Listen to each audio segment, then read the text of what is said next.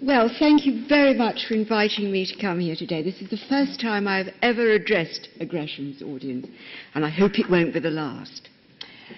I'd better come clean at the start of this lecture and admit that I am on an evangelical mission, insofar that I want to liberate the medieval hospital from the shackles of misinformation and neglect that have captured it for many decades. Despite the intensive research that's been undertaken on this remarkable institution since the 1980s, it still remains widely misunderstood. And it's easy to see why. First of all, we have to contend with the destruction of so much evidence, both architectural and documentary, largely as a result of the devastation caused during the English Reformation, which has been mentioned already. Between the late 11th century and the 1530s, a bare minimum of 1,300 hospitals and almshouses were founded in England. The approaches to every town and city were dominated by them, but almost all have completely disappeared from the landscape. That one got away. We can readily appreciate the importance of medieval castles and monasteries, especially in Norwich, where I come from, because so many of them have been preserved under the auspices of the National Trust and English heritage. But hospitals are much more elusive. Those which do survive are all too often little more than picturesque ruins like this one, giving no real clue as to their original size or their function. And this is a very large leper hospital outside Dunwich on the Suffolk coast, most of which has slipped into the sea. But this was a stunning hospital, and I think you can see from this image how much care and money was lavished on it. This is just the chapel. The surrounding buildings have disappeared. But it does speak of considerable investment. And this is England's largest medieval hospital, St Leonard's, York. 200 beds. That's a capacity for 400 patients. They were shared. Same sex only, though. This is a small chapel, a little part of the precinct. The rest of it's completely gone. It was excavated by Time Team about 9 years ago, which I went on that dig. And it's huge. It's all gone.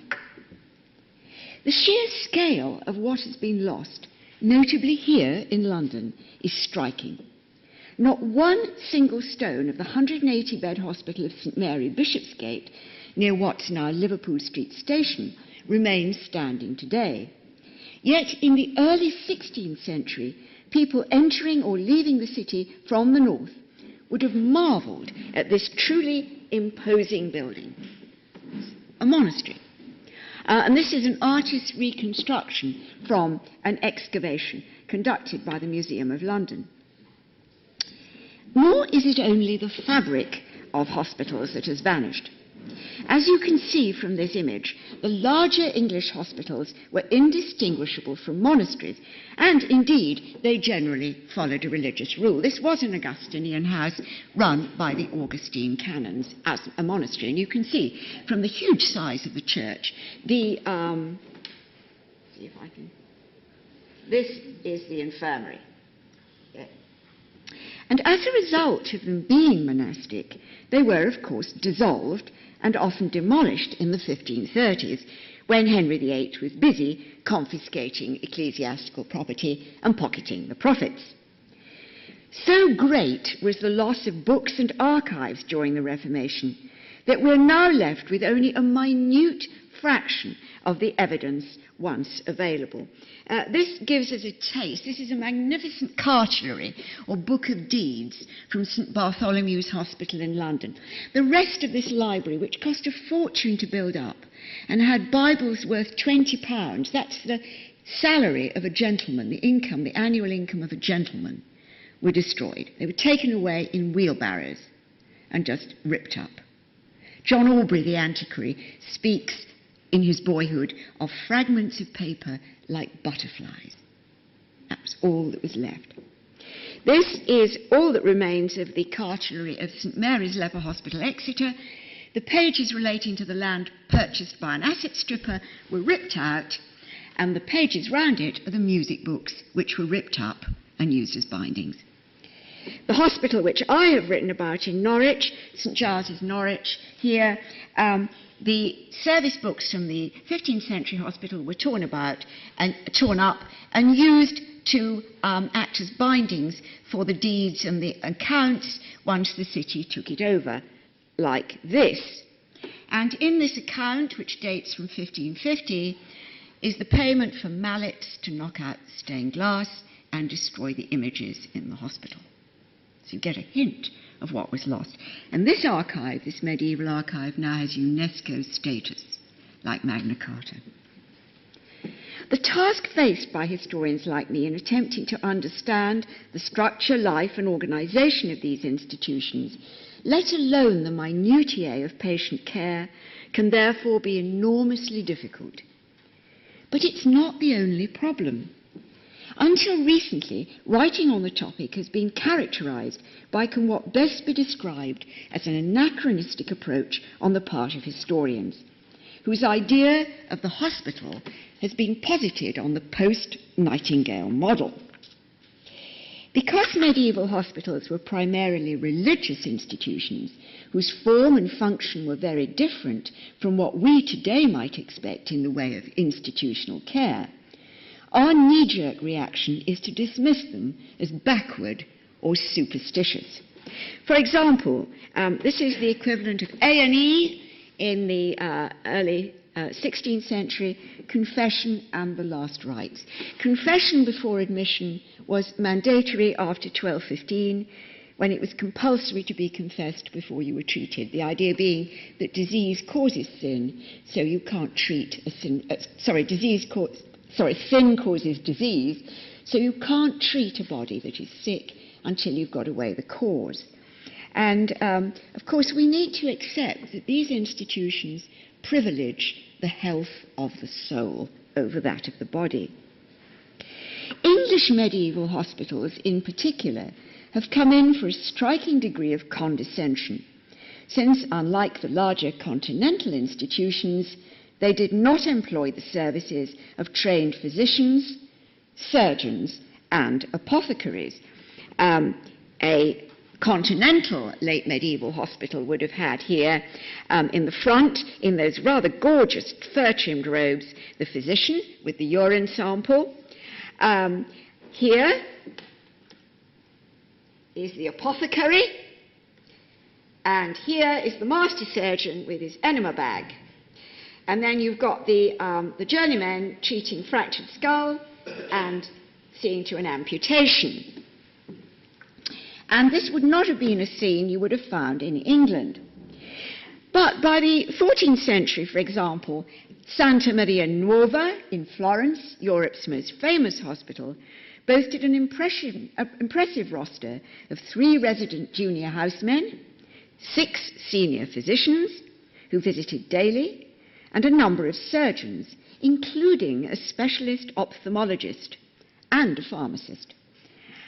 By contrast, so far as we know, the first English institution to recruit professionally qualified practitioners was the Savoy, which was carefully modelled by Henry VII on Santa Maria Nuova. He wrote to Florence and got a letter telling him how to do it. And this was set up on the site of the Savoy Hotel, under the terms of his will, in 1509. And this is the Savoy, and it's the same shape as Santa Maria Nuova. Note it's a cross. So this religious aspect does not disappear. And you have an altar at each wing of the cross so that the patient can witness the celebration of Mass at all times. So that religious element has not gone away. Now, historians have devoted an enormous, indeed entirely disproportionate, amount of effort to the search for earlier evidence of what they deem to be real medical practice in pre-Reformation English hospitals, but all to no avail. Of course, simply because physicians and surgeons weren't on the payroll doesn't mean that they were never encountered on the wards. as the 1479 will of the wealthy London merchant John Donne clearly reveals. Philanthropists were happy to subsidise professional services for patients. And Donne left a generous legacy of £25, which was then a lot of money.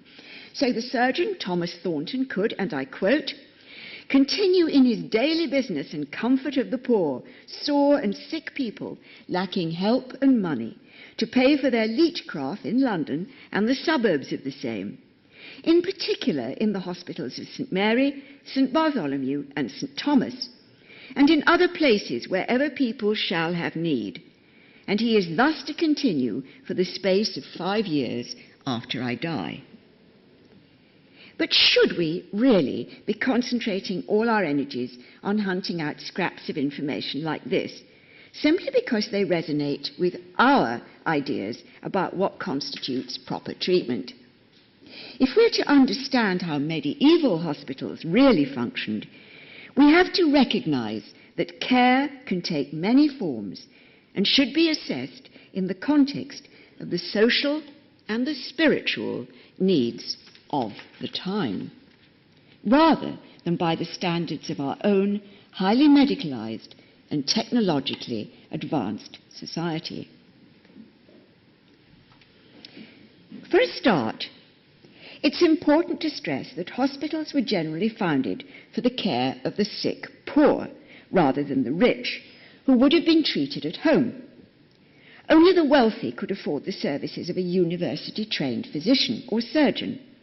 And although successful practitioners were expected to undertake charity work, few members of the urban proletariat would ever have consulted one. They relied upon a combination of domestic medicine provided by female relatives and recourse to a range of empirics, herbalists, and local healers, many of whom were also women, just like these nurses, who provide almost all the physical care in the English hospital. And of course, most herbalists are women. It's interesting from the imagery. Whenever you depict a herbalist or a nurse or care in a hospital, it's women. Women bear the brunt or the burden of treatment. And therefore, people who go into hospital would have expected to be treated by a nurse rather than a doctor, and would have felt more confident as a result. And you can see a rather jolly picture of nurses cheering up a patient. Now, this isn't quite accurate because English nurses were expected to be of mature years and thus unlikely to occasion sexual scandal. These nurses are French. But this is a bit more. That's what you get in England. Actually, I think that looks like a pork pie, but it isn't. But the age of these women also meant that they'd already gained considerable experience of domestic medicine, as well as housekeeping, cooking, and the laundry work that was so important in a hospital context. As we shall see, they were ideally qualified to implement the type of regimen that focused upon a nourishing diet, warmth, cleanliness, and tranquility. And here you can see nurses washing the sheets. If you look at the top, your right-hand corner, that's one of their principal duties. And notice all the work here, the reception, the A&E business, is being done by the women. So let's now take a closer look at the type of care that a medieval English hospital might offer its patients. We can distinguish 3 basic types of institution, although we need to bear in mind that they changed their function over the years in response to social and demographic pressures. Some of the very earliest endowments were leper hospitals, which accounted for about, I'd say, a quarter of all foundations, and can almost all be dated to a 200-year period between the 11th and the 13th centuries. After that date, diagnosis got better and the number of people diagnosed fell. This is one of the earliest English hospitals in Norwich, where I come from, where I teach. And this is St. Mary Magdalene, Sprowston, run by the Benedictine monks. And this was founded before 1119. This little chapel is all that's left of St Mary Magdalene, Starbridge, and it would have been surrounded by the dwellings in which the lepers lived. Now, we have this totally erroneous idea invented by the Victorians of lepers being sent away, segregated far from human habitation. But in fact, this hospital was the site of a major international fair that took place every year. Most leper houses were on the immediate outskirts of towns and were mixed houses which contained a combination of leprous and sometimes elderly inmates who needed care. Places were avidly sought, and those who didn't comply with the rules could be kicked out, so there's no question of being forced to go there. Definitions of what constituted leprosy were very different from today, but we know from the archaeological evidence that at least some of the inmates were indeed suffering from Hansen's disease, as leprosy is now known. And this medieval depiction of a leper, 14th century, is pretty convincing. Shows the loss of the extremities that you get with the nervous damage, the neurological damage caused by the disease, the bacterium. And this would be a sight you'd see coming into towns, the lepers begging for alms. And this evidence of skeletal damage of the extremities, taken from a leper house cemetery, shows you that the diagnosis was sometimes actually dealing with Hansen's disease.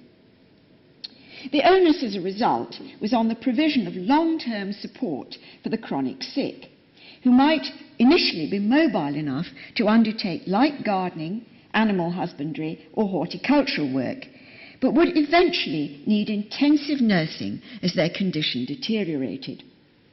As was also the case in almshouses for the elderly, gardens and outdoor activity offered a valuable type of therapy, while also providing a regular supply of fruit, vegetables and medicinal herbs.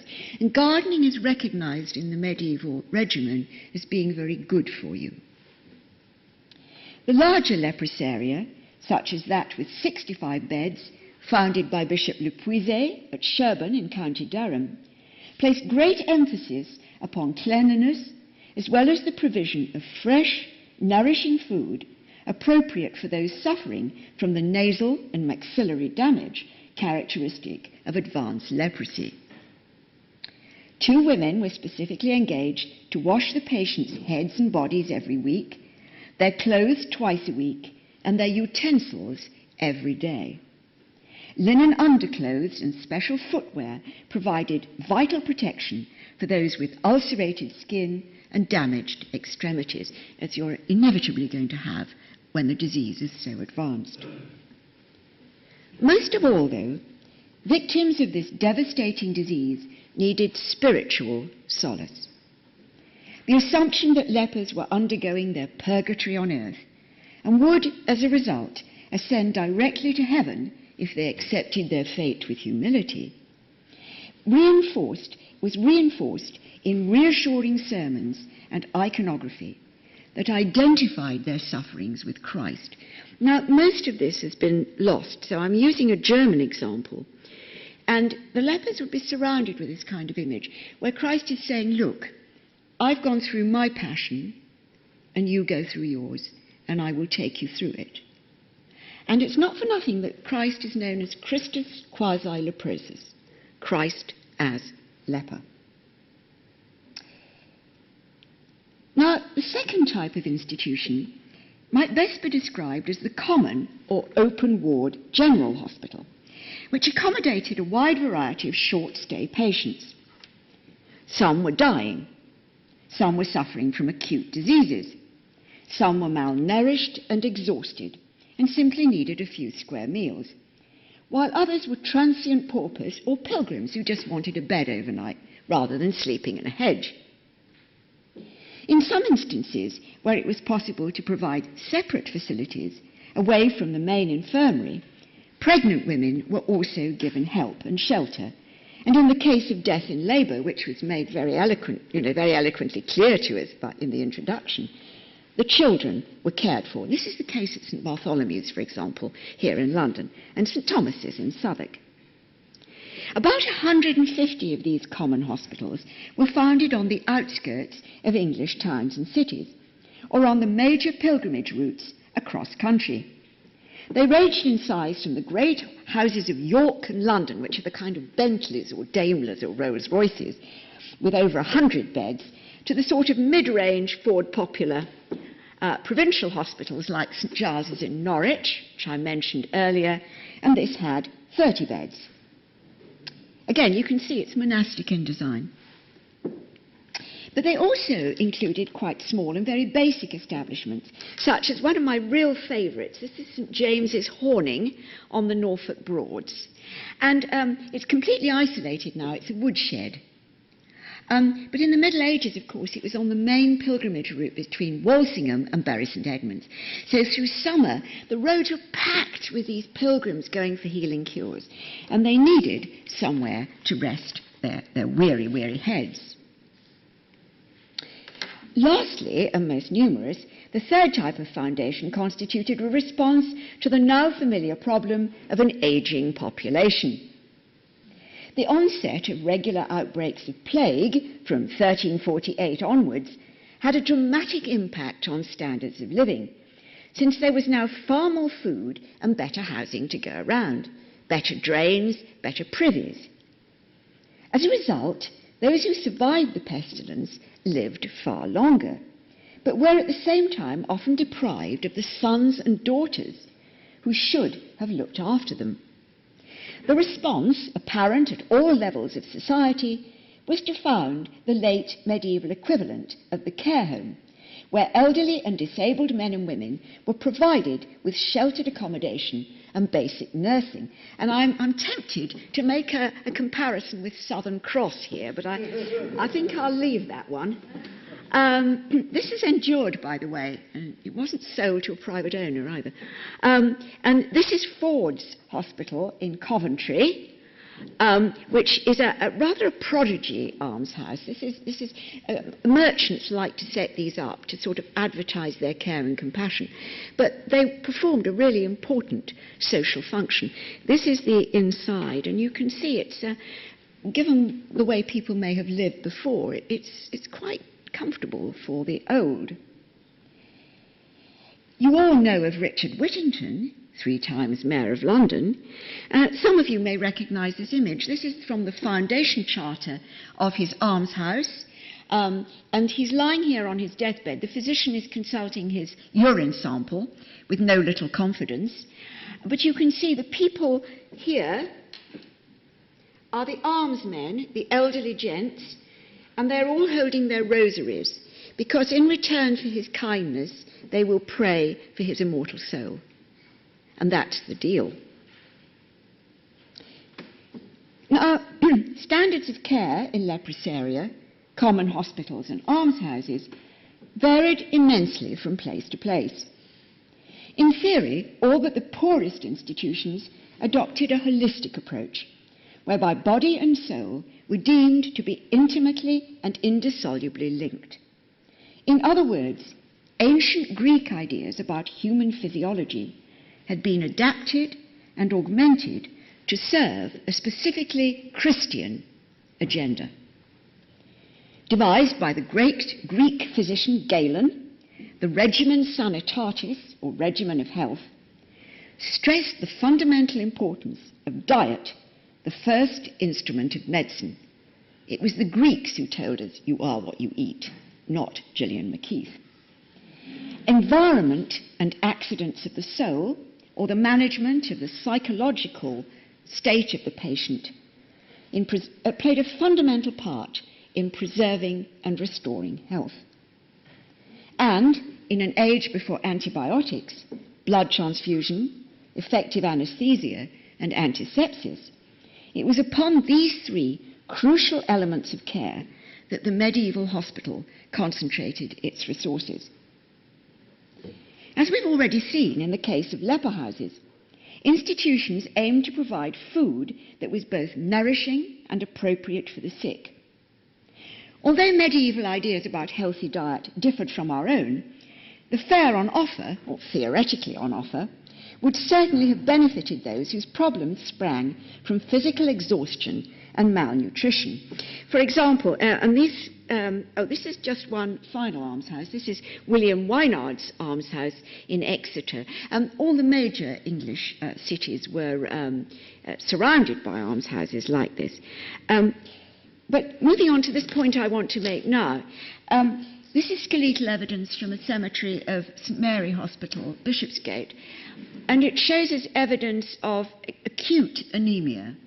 And excavation in Norwich has shown that at the time of the conquest, about 63% of adults were suffering from anemia.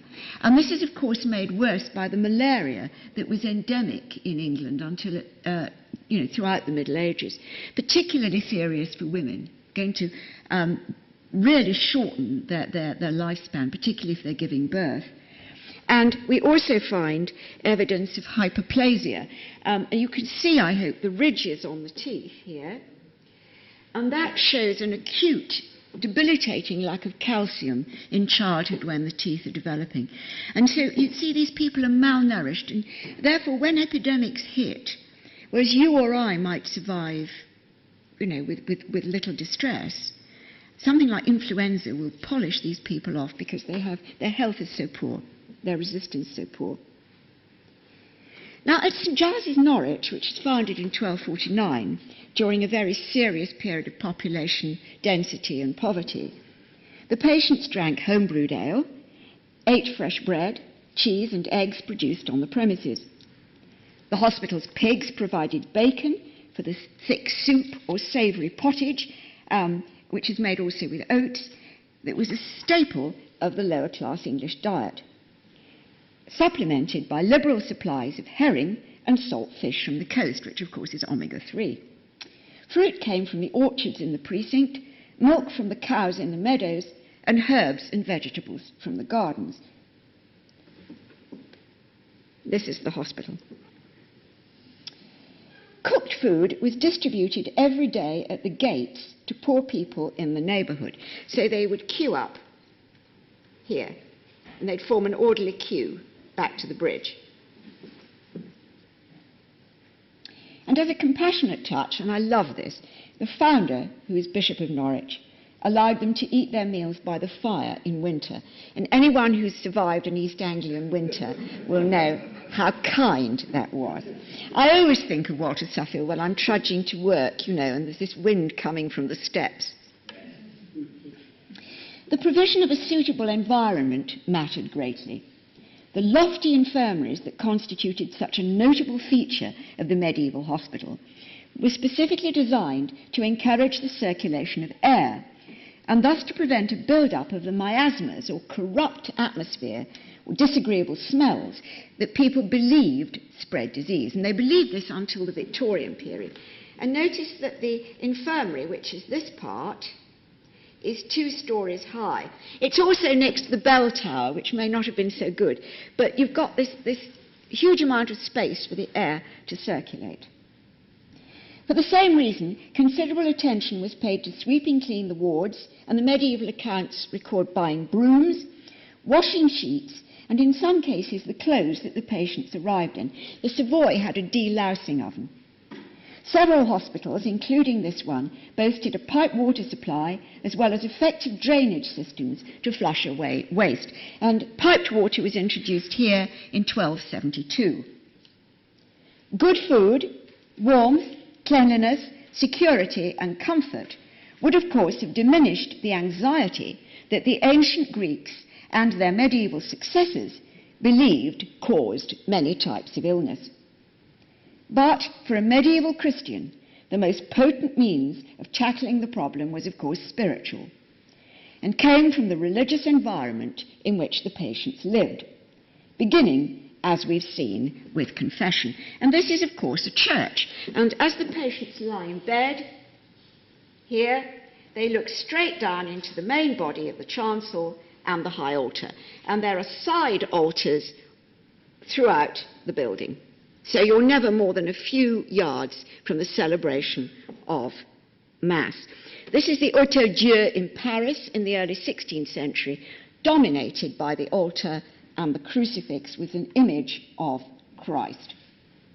And this is the whole point of the design of the altar.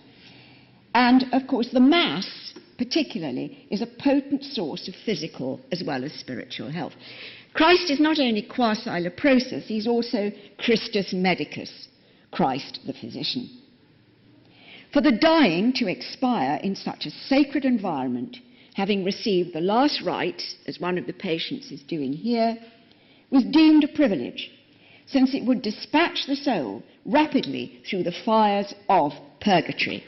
And this is from a hospital in Bruges, and it shows the celebration of the Mass, the most important of the 7 sacraments.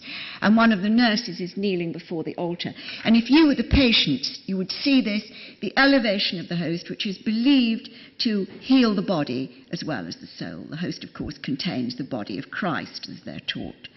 And so this is a potent form. It's sort of radiology, if you like.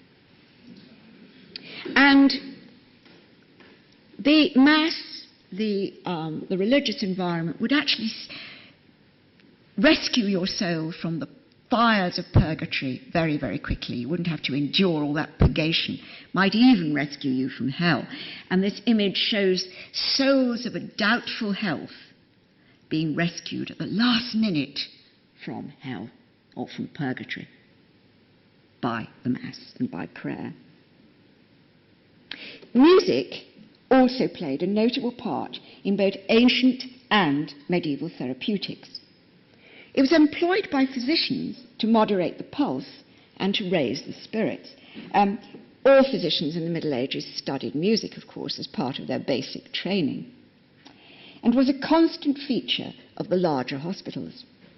At St. Giles's, Norwich, for example, sung masses and other services were celebrated throughout the day, providing a sound that must have seemed truly celestial in an age before personal stereo. This is the ceiling, which is installed not only to look beautiful, but to provide a very fine acoustic. I take my students round this hospital every year, and I ask them about the arms on the ceiling. And as one, they always say, "Oh, that's Barclays Bank."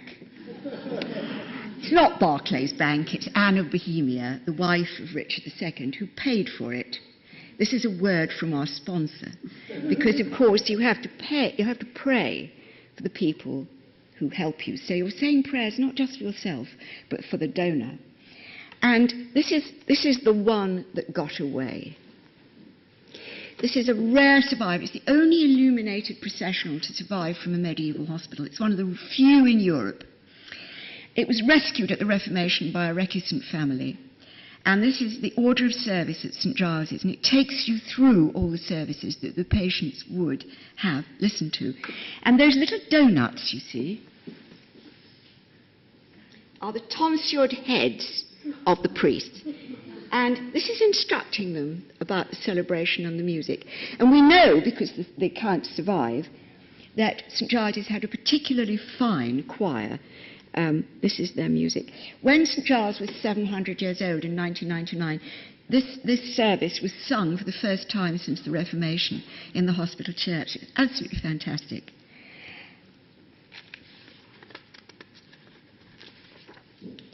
Now, this isn't the hospital as we know it, of course.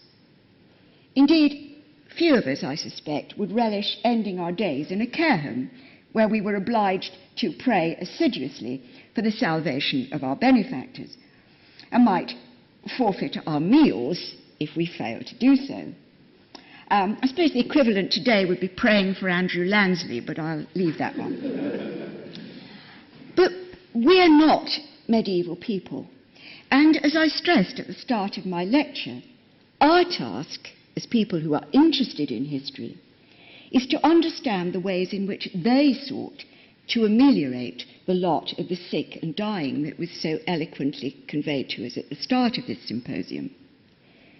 Given the materials and the knowledge at their disposal, I think we might agree that their efforts were far from negligible. Thank you.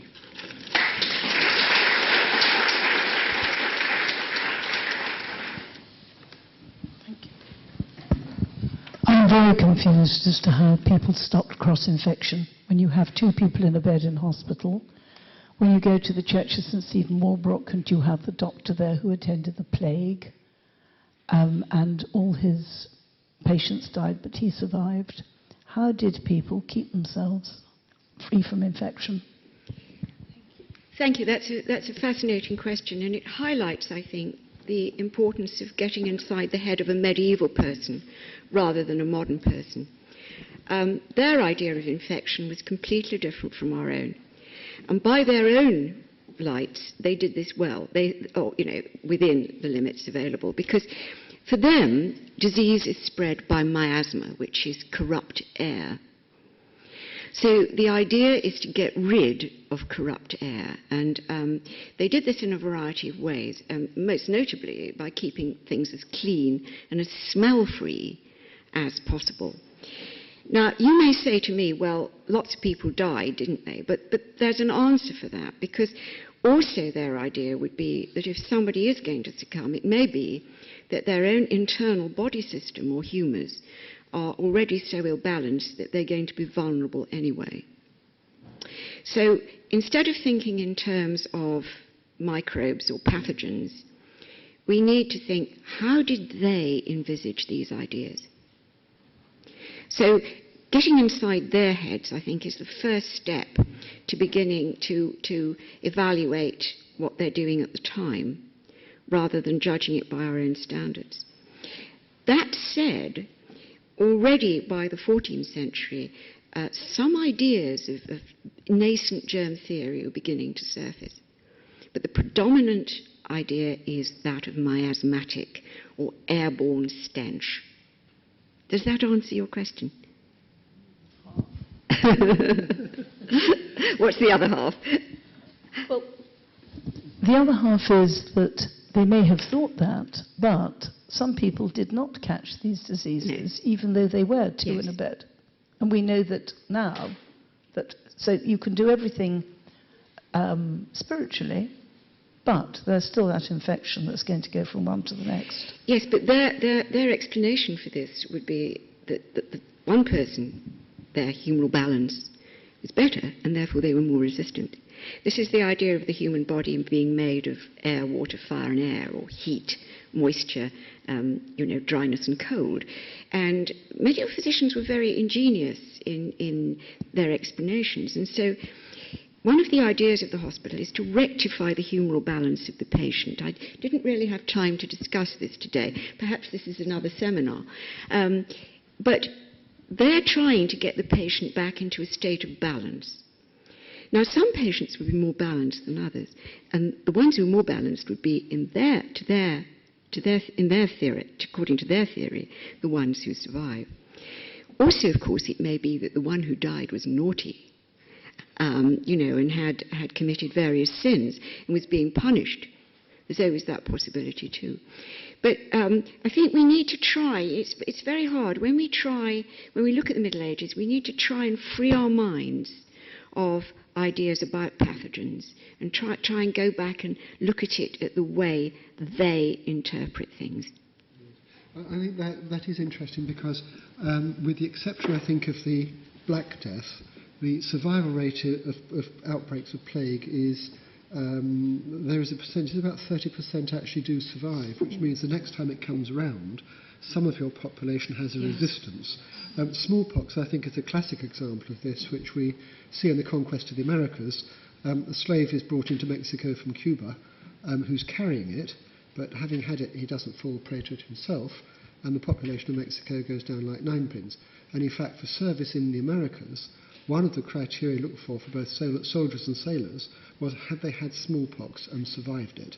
Because if they had have done, then their chances of surviving what was then endemic in an area, say, like Mexico, was much higher. So economically, they were therefore much more valuable.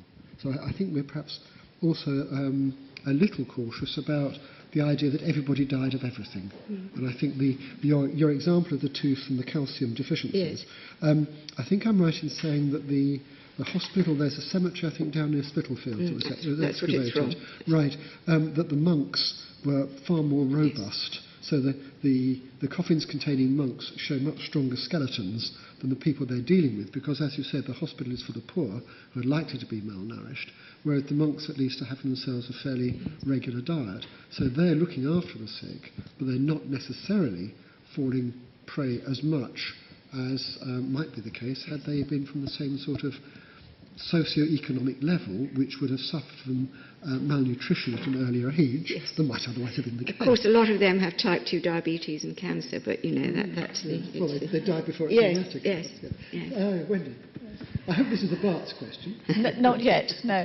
I just wanted to move on a little bit from the miasma question. If they were so concerned about the bad smells, why did it take them so long to realise that the streets were running with sewerage and that this could have been a problem? Well, I'd like to take issue with you about that, because the book I'm writing at the moment is on urban health in the Middle Ages.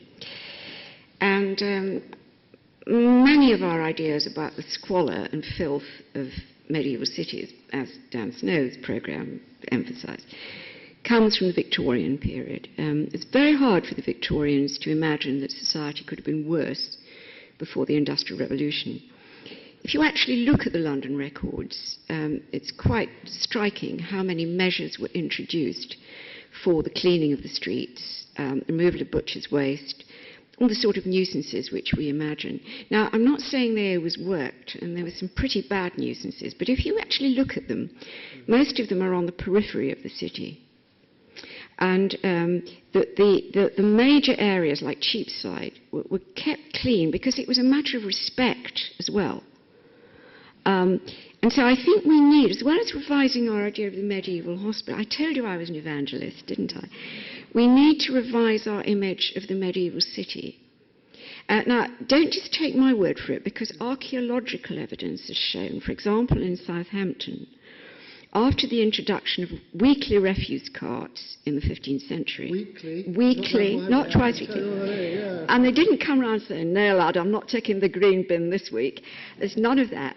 After the introduction of weekly refuse collections, backyard middens disappear, and the place becomes much cleaner.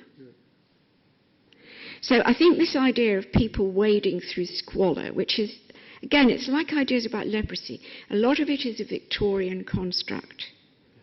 Could I add a City of London note here? You have to go to the Museum of London, since you're one of the sponsors of it, Wendy. Shame on you. There are some very, very interesting records, not so much of the measures taken to try and keep the city clean, but the fines that were imposed on people who were causing a nuisance with their waste. Yes. And the fines were very, very heavy, weren't they? Astronomical, yes, yes, they were. And, of course, we needn't be too superior about this. If you go on the London Museum website today, there's actually an article about public toilets in London today, because they were sited in Victorian times and population has moved and the toilets haven't, as many of you might have found getting caught short when out on shopping expeditions.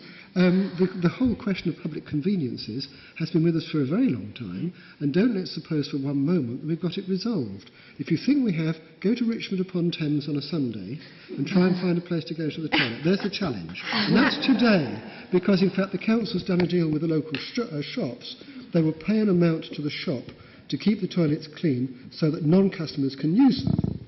But what happens if they're not open on a Sunday? That came from the heart, didn't it? Yeah, no. I must add that Richard Whittington, whom you saw up here, bequeathed to the city Richard Whittington's Longhouse, which was an enormous privy over the Thames, and it had facilities for 60 people. And there were more public lavatories in medieval Norwich than there are today. And again, I speak from the heart, you know.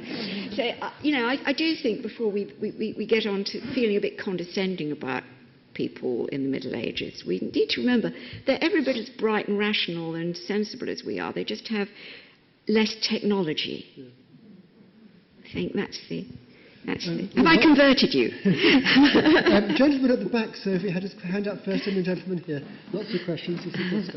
Are there any records of communications between hospitals and medical foundations, both in this country and in Europe, for instance, like would be Knights Hospitallers of St John, so that knowledge was going up generally over a wide area? The answer is no in England, yes overseas. For example, in Paris, the king's surgeons, two of the king's surgeons were paid to work at the Hôtel Dieu, which is the main hospital in Paris. And when they qualified, trainee surgeons were obliged to work there for a period before they could actually were regarded as fully fit to practice. And in many European cities, the town councils would pay for medical staff to work in hospitals, and they would work together with the faculties of medicine in the city in question. And this is one of the reasons, I think, why we tend to regard England as being a bit backward in that respect. In Florence, for example, the junior housemen who work at the Hospital of Santa Maria Nuova are effectively trainees before they become, fully accredited. So there is a very close relationship in the larger European cities. Yes. Yes, gentleman here. Yes, as a lapsed parasitologist, could I ask you about malaria and which species were prevalent in England?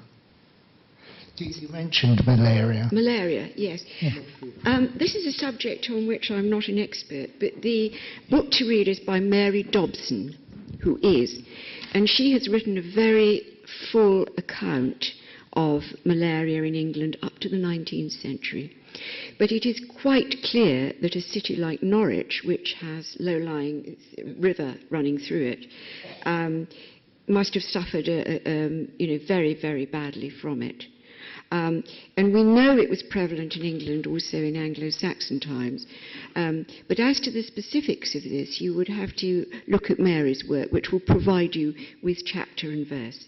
It's very good, and I recommend it very highly. Two questions at the back. Gentleman in the very back row, then the gentleman. Are there any indications of how long people were in hospital? And was there a sort of a payback if you got out?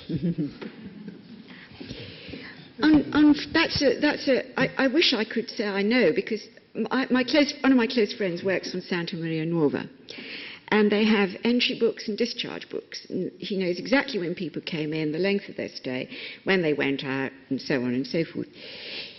There's very, very little of that information in England. You can do a few little examples, but you can't do any sustained statistical work. So we really, really don't know. I think what we can say is that in the case of leper hospitals, unless people misbehaved, they would be in there until they died. In the case of almshouses, similarly, although, again, people could be evicted if they were, didn't follow the rules. General hospitals, it's much harder, but I think there was a very large transient population. But what is interesting is that a lot of these places introduce rules to say you can't stay more than 2 or 3 days unless you're really ill. And I think a lot of people were coming and sort of trying to get the free food and a bed. And particularly a pilgrim hospital like St Thomas, Canterbury, has to bring in these rules. The gentleman just there, that'll have to be our last question for this session, I'm afraid. Yes. I think to a great degree you just answered my question, because it was about the difference between comfort for the ill and cure. I take it, therefore, there's no great indication of just how successful they were. It depends how you define success. To die, in the church with the last rites is success. And I think the first thing that we need to bear in mind is that a medieval physician even would not regard his task as being to keep people alive. It is to manage death in the best way. So a successful physician would be able to warn his patient that death was coming so that he was prepared. And, made his will, reconciled himself with his enemies, gone through the appropriate religious ceremonies, and would be able to die well. That would be success. But also, many people would leave, and no doubt the nurses were very pleased that they had put people back on their feet and could let them go again. And certainly at the Savoy, which is really coming into the real Tudor period, their aim was to give people a bed for the night, make sure they were okay, give them a wash, and pack them off. unless they were really ill. Sounds a bit like St Martin's in the Fields today, actually. I'm afraid it's a great Gresham tradition that we stay to our time. We do have the open panel later on, though, when any questions will be appropriate. But I would like to thank you very much indeed for very, very interesting input. Thank you. Thank you.